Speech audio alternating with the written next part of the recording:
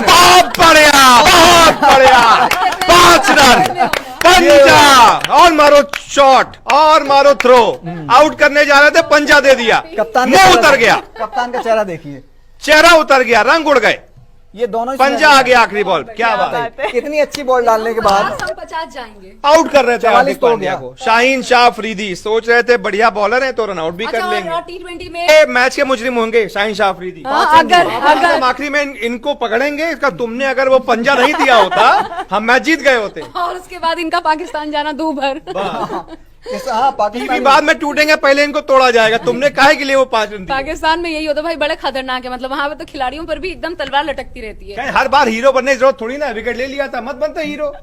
A few moments later. ये है बाबर आजम।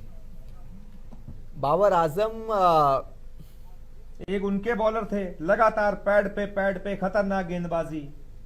यार एक चौके से पाकिस्तान जीत जाएगा क्या? इंडिया इतना कमजोर अभी एक छक्का खा गए, तो फिर क्या एक हो चौका गया? खा गए, ऐसे तो जीतेगा।